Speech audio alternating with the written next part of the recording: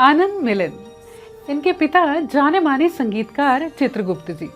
वो ये बिल्कुल नहीं चाहते थे कि बेटे इंडस्ट्री में आए, लेकिन ये भी सच है कि इन्होंने पिताजी के साथ ही स्टूडियोज जाना शुरू किया। प्रोड्यूसर डायरेक्टर्स के साथ कैसे मिलते जुलते हैं, कैसे लिरिसिस्ट के साथ मिलकर गाना कंपोज करते हैं। ये 6 फिल्म्स का म्यूजिक दे चुके थे जब वो फिल्म आई जिसका इन्हें इंतजार था। सुपरहिट फिल्म, सुपरहिट म्यूजिक 1988 की कयामत से कयामत तक।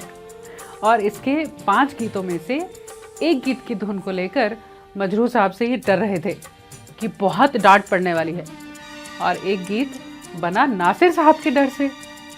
अब क्यों और कौन से थे वो गीत, यही बताने वाले हैं रील नहीं रियल स्टोरीज में।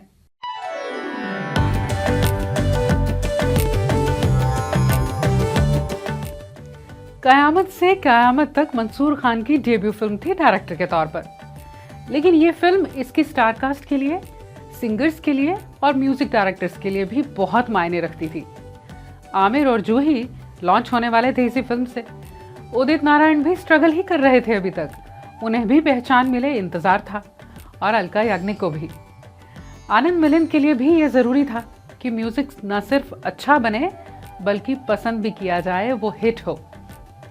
आनंद मिलिंद कहते हैं मंसूर खान बहुत क्लियर थे कि उन्हें ज़्यादा गाने नहीं चाहिए, और म्यूजिक सिटिंग्स हुआ करती थी लाल रंग की मारुति वैन में, जो मंसूर खान की ही थी। यादें हैं और आज भी खास है। ये वैन फिल्म में भी इस्तेमाल की गई थी। चलिए पहले उस गीत की बात करते हैं जिसे इन्होंने इसी गाड़ी में कंपोज किया।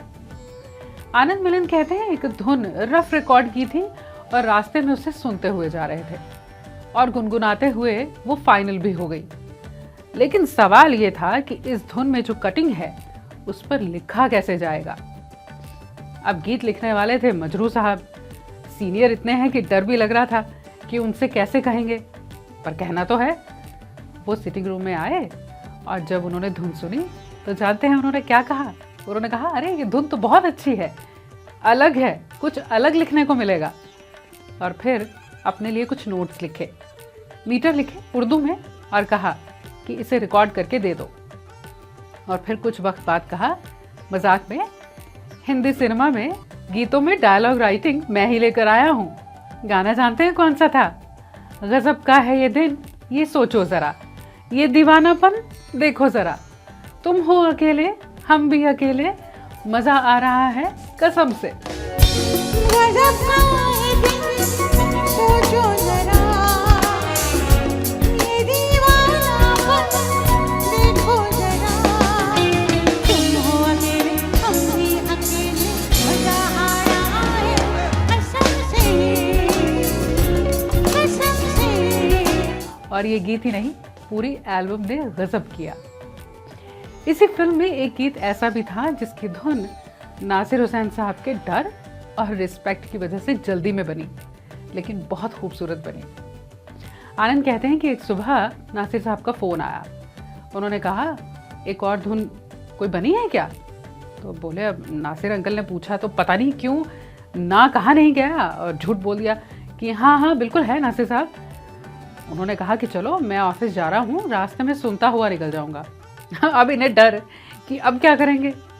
पूछा, कितना वक्त लगेगा आपको पहुंचने में? बोले 15-20 मिनट में मैं पहुंच जाऊंगा। आनंद कहते हैं मैंने कुछ गुनगुनाना शुरू किया। मिलिंद से पूछा, कैसा है? बोले, अच्छा है। चलो फिर गिटार पर बजाओ। हो गया। अब आगे? चलो कुछ ऐसा करते हैं। हाँ, ये भी अच्छा लग रहा है।